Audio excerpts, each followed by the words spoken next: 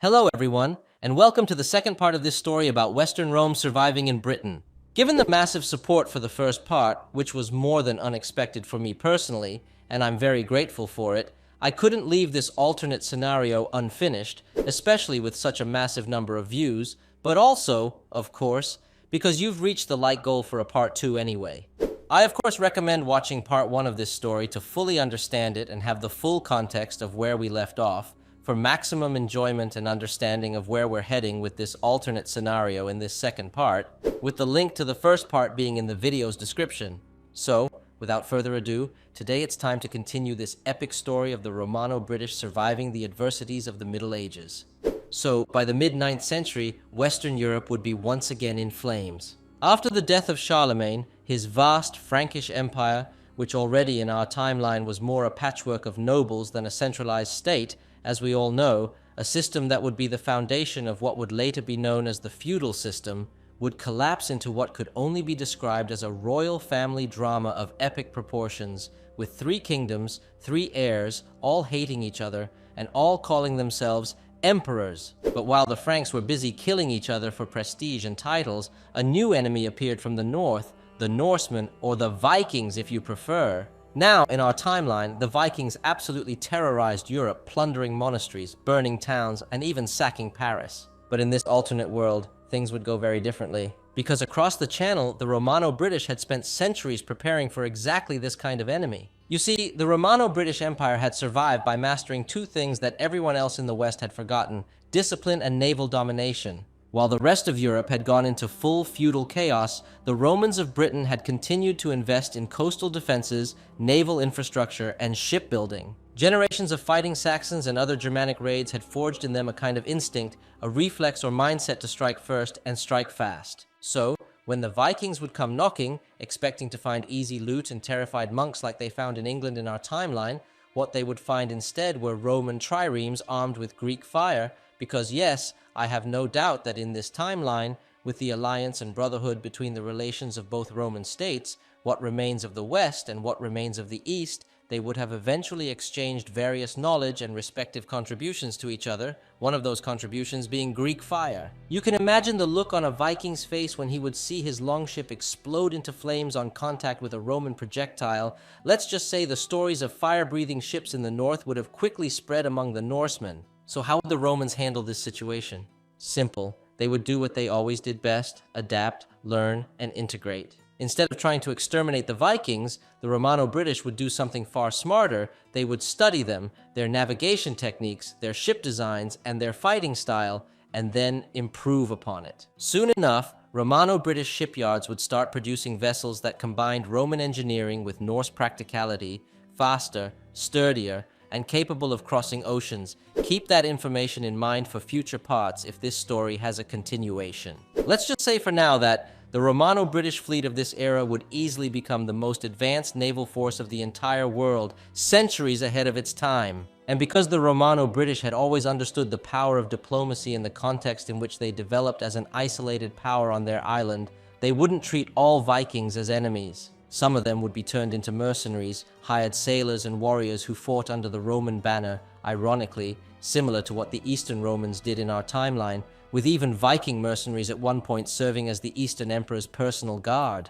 Others might even be converted to Christianity, gaining trade privileges in Romano-British ports in exchange for loyalty. Basically, the Romans would take the Viking problem and turn it into an asset. And all this chaos in Europe would have one very convenient side effect. It would finally give the Romano-British emperors the chance they had been waiting for: the full unification of the British Isles. Because while the Franks were dividing their lands and their crowns, the Romano-British would be doing the opposite. The Irish, the Picts, the Welsh, and other native Britons had, by now, all become deeply tied to the Romano-British economy, faith, and culture. So, after a few well-placed alliances, marriages, and, let's be honest, some very well-organized military campaigns, the islands would be unified for the first time under one rule. The Romano-British Emperor would now be the ruler not just of Britain, but of Ireland and Caledonia as well, a single empire forged from the last remnants of the Roman world. And at this point, the Romano-British Empire would look unstoppable, their fleets dominating the western seas, their trade connecting Ireland, Gaul, and Iberia, and their army, forged from Romans, Celts, and converted Norsemen, turning them into a force that even the Eastern Romans would respect and admire. And so, as the rest of Europe drowned in Viking invasions, civil wars, and papal corruption, Britain, the forgotten province that was once considered a burden by the emperors of old, would stand strong, proud, and united. The Romano-British Empire would have survived the fall of the West, defied the chaos of the early Middle Ages, and now, by mastering both sword and sail, it was ready to play a much bigger role in the world. But as they say, with great power comes great politics. Because with the Franks still claiming to be the chosen heirs of Rome, it would be only a matter of time before this new Roman power in the north would have to face them, and the old rivalry between civilization and barbarism would begin once again. So, by the 10th century, the Romano-British Empire would have become the great anomaly of Europe. The Romans of Britain would have created a functioning, unified Christian empire that combined Roman efficiency, Celtic resilience, and Norse adaptability. Meanwhile, across the Channel, the Franks, or rather the divided descendants of Charlemagne's disaster of a family, were watching this situation very, very closely, and they wouldn't like it one bit. After all, these Romano-British emperors kept calling themselves Augustus or Caesar, kept issuing coins with Latin inscriptions, and, most offensively, from the Frankish perspective that is, kept claiming to be the true heirs of the OG Roman Empire. Meanwhile, the Franks themselves had to keep pretending that the Pope's coronation of Charlemagne a century earlier still meant something, as cringe as it would be. Meanwhile, returning to Iberia, with the Reconquista beginning earlier with the support and help of the Romans of Britain, things would look much brighter than in our timeline, because since the 8th century, Romano-British fleets had been supporting the Christian kingdoms of the north, mostly Asturias on steroids in this alternate timeline, giving them weapons, supplies, and naval dominance over the Bay of Biscay. And while a much earlier and more aggressive Reconquista would be taking place, the Franks would still be busy arguing over which cousin technically owned Burgundy, and other dynastic disputes like that, allowing the Romano-British to have time and space from Frankish intervention to already finance fortresses, roads, and trade ports along the northern Iberian coast, painting all of those projects as both a religious duty and a political opportunity, helping their quote-unquote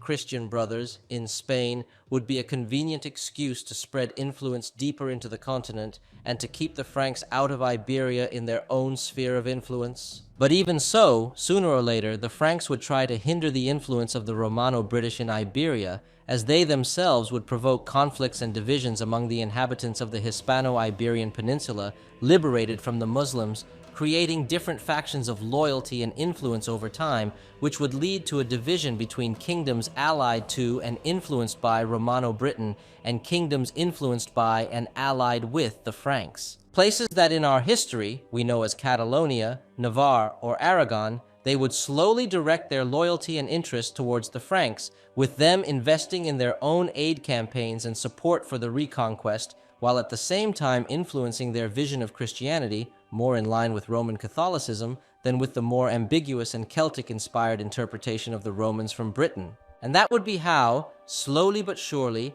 the equivalent of a Cold War during the Middle Ages would start between the Romano-British and the Franks. The Iberian Peninsula basically turned into a giant chessboard between these two powers. We would have Romano-British fleets patrolling the eastern Atlantic coast, landing supplies and advisors to the Asturians, while Frankish knights and bishops pushed papal-backed influence through the Pyrenees. Two sides, same religion, but completely different visions, just like in our timeline between Catholics and Orthodox. For the Franks, Christianity would mean obedience to the Pope in Rome, divine authority coming from above. But for the Romano-British, isolated for centuries, Christianity would have evolved into something far more imperial. Their church was still deeply Roman in organization, bishops loyal to the emperor, liturgy conducted in a Latin that was closer to classical than to medieval, and most importantly, their faith emphasized unity between God, empire, and civilization, not submission to a corrupt papal bureaucracy in the south. In short, the Romano-British Church would look to outsiders like a weird hybrid between Latin Catholicism and Eastern Orthodoxy,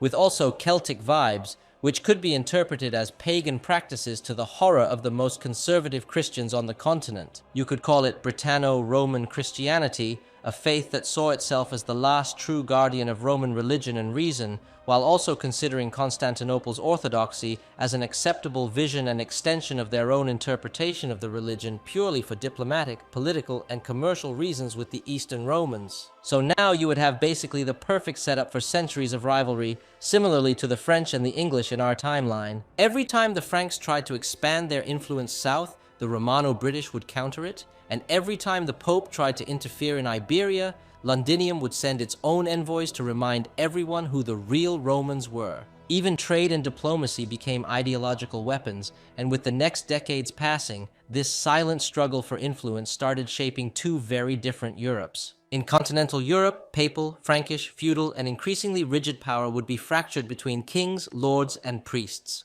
But in Britain, a Roman, centralized, naval, and pragmatic power would be unified under a single emperor whose legitimacy didn't depend on the Pope or on any bishop, but on continuity itself. One world ruled by feudal oaths and divine right, the other ruled by institutions, citizenship, and imperial logic. So, as the 10th century progressed, the Romano-British Empire would become not just a political rival to the Franks, but a philosophical or ideological one. It represented everything the Franks were not: order in an age of chaos, culture in an age of ignorance, and civilization standing defiantly against barbarism, both old and new barbarism. And if the first centuries after Rome's fall had been about survival, this new era would be about revenge. Revenge through prosperity, revenge through progress, and revenge through faith. The Franks might have their pope, their knights, and their feudal lords, but the Romano-British had something far greater, an unbroken empire, unlike the Franks. So, by the early 11th century, the situation in Europe would be getting tense,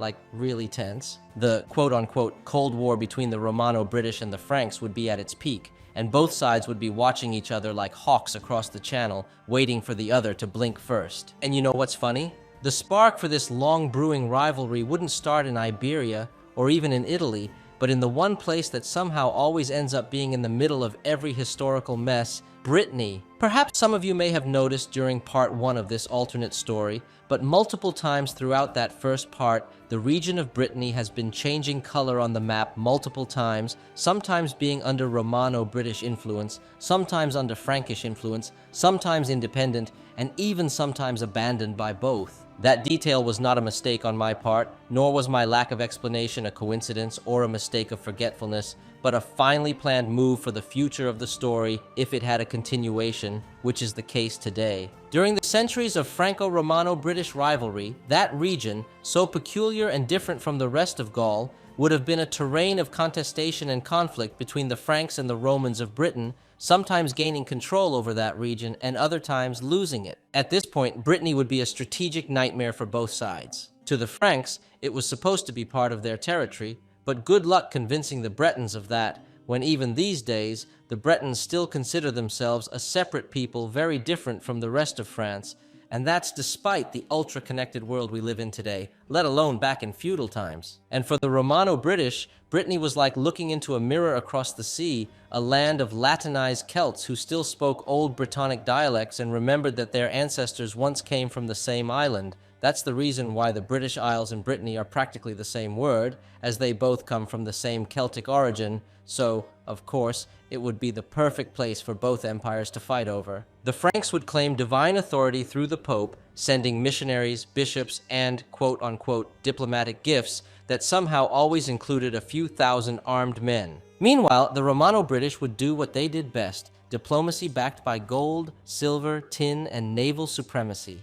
They would send fleets filled with advisors, merchants, and of course, a few hundred heavily armed Marines to, again, quote-unquote, protect trade interests. Soon enough, Brittany would become the new Armenia of the Romans of that era, a borderland constantly switching sides between two great powers, just like it was the case for Armenia during the centuries between the OG Romans and the Parthians. This back-and-forth game would go on for decades or even centuries. And just like the real Roman-Persian conflicts over Armenia, Brittany would suffer for it. Armies marching, towns burned, fortresses built and rebuilt again, the poor Bretons would live their entire lives changing administration and loyalty every 10 years. So how would the Romans handle it? They would start funding ports and trade colonies along the Breton coast, fortifying them with small garrisons and naval bases. These colonies would basically become the Romano-British version of Constantinople's themes, military provinces designed to project influence without needing to conquer everything outright. Over time,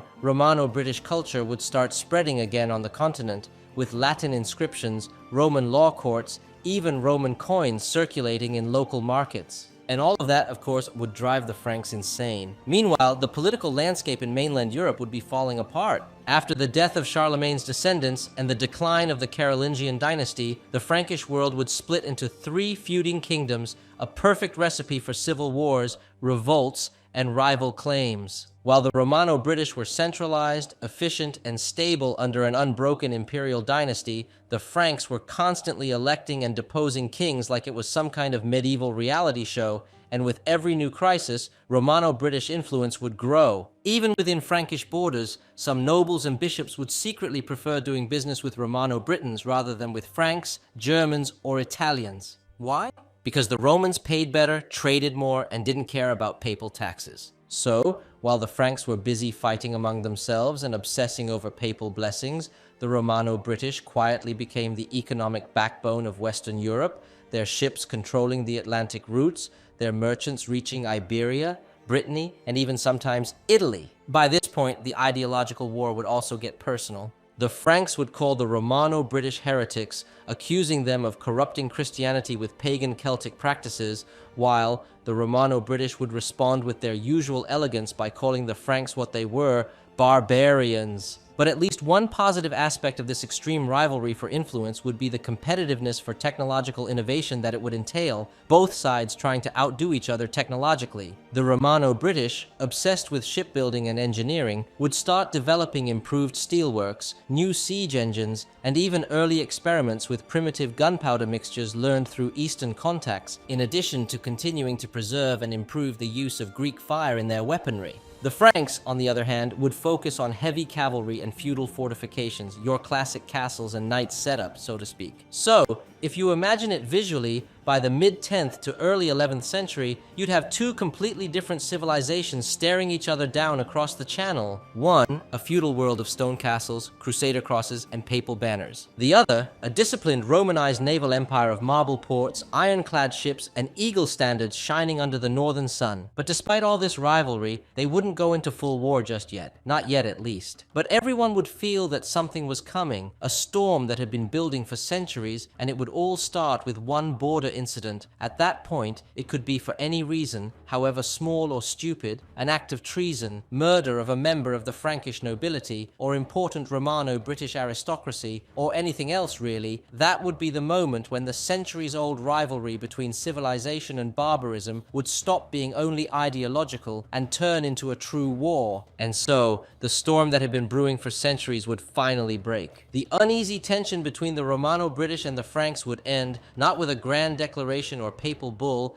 but with something far more ordinary and yet far more catastrophic, a good old border incident. Whatever the reason, it didn't matter. Both sides would simply be waiting for an excuse, any excuse, to finally settle the question that would have haunted Europe since the fall of Rome, even more in this alternate timeline. Who were the true heirs of the empire of old? With that in mind, within months, the entire Western continent would be in flames. The Romano-British emperor would declare a quote-unquote just and holy war to liberate Brittany and restore Roman civilization on the continent. The Franks, backed by the Pope, would denounce the Romano-British as heretics and imperial pretenders, and just like that, the war of the 2 different powers would have begun, the first great continental war of the medieval age of that alternate timeline. For the Romano-British, this was not just another war, it was a crusade for legitimacy, for revenge, and for the restoration of their Roman honor. Massive fleets would set sail from Londinium, Tintagel, and Caerleon, filled with soldiers, engineers, and supplies. And as those fleets crossed the channel, Brittany would become the first great battlefield. Fortresses would switch hands every year, cities burned and being rebuilt, and rivers turned red with blood. But this would not be a short campaign. This would be the beginning of what would be known as the 100 Years' War of the Romans from that alternate timeline, war fought not just with swords, but with ideas, and also taking place much earlier than the true Hundred Years' War from our timeline, probably around the mid-11th century. Neither side would win quickly, and neither would give up easily. It would be a true clash of civilizations. But even wars of ideology come with unintended consequences, because as the fighting intensified, something else would begin to happen, something the Romano-British would not have fully grasped or expected: the collapse of trade. The Franks, desperate to weaken their northern enemy, would blockade every route leading into the Mediterranean, allying with the Muslims of southern Iberia if necessary, no matter how ironic and hypocritical that action would be. The Romano-British Empire, for the first time in centuries, found itself isolated for real this time, at least commercially speaking. And while their fleet still ruled the Atlantic, the heart of European commerce, the Mediterranean would be slipping away from their grasp. Ironically, in the East, things were going in the exact opposite direction. As we all know, the East under Emperor Basil, the Base II,